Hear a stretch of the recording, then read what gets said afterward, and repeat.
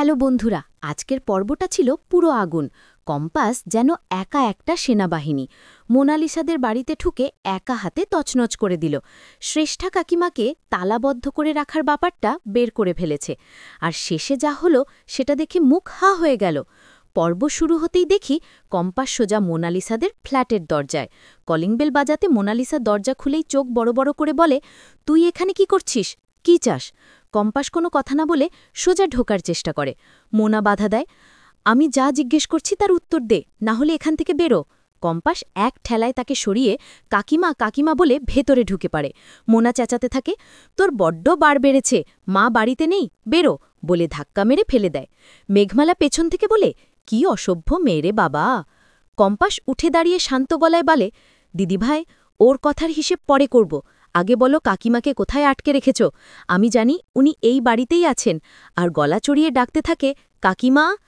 বন্ধ ঘরের ভেতর থেকে শ্রেষ্ঠা কাকিমার গলা আসে, কম্পাস, আমি এখানে, দরজা ধাক্কা দে।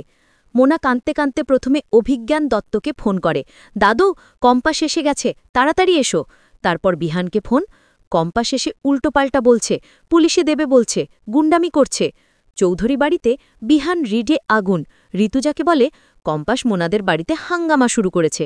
ঋতুজা শান্ত গলায় বলে, আমি জানি কম্পাস ওখানে গেছে, আর এটুকু বলতে পারি মোনালিসা তোমাকে মিথ্যে বলছে, ওর কান্না নকল। চলো, আমিও যাব তোমার সঙ্গে। বিহান বলে, যদি দেখো কম্পাস সত্যিই গুন্ডামি করছে? ঋতুজা হেসে বলে, আমি চোখের সামনে যা দেখব তাই বিশ্বাস করব।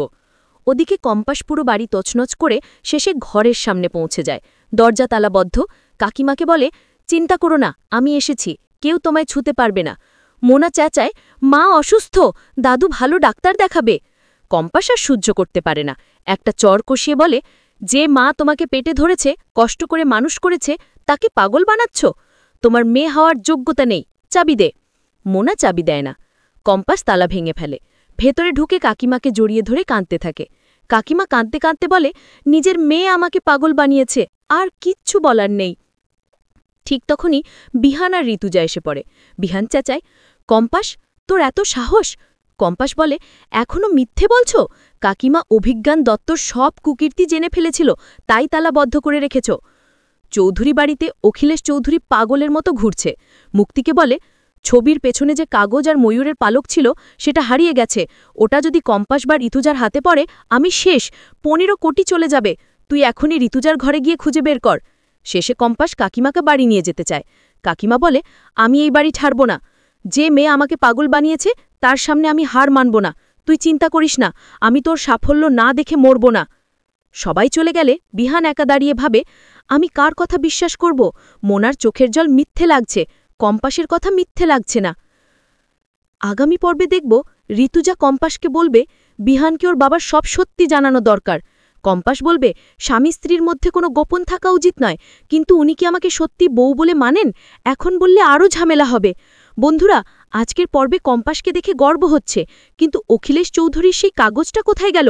কম্পাসের হাতে পড়লে কি হবে? তোমরা কি বলো, বিহান কি এবার কম্পাসের পাশে দাঁড়াবে, নাকি মোনার কান্নায় ভুল বুঝবে? কমেন্টে জানাও, লাইক শেয়ার করতে ভুলো না।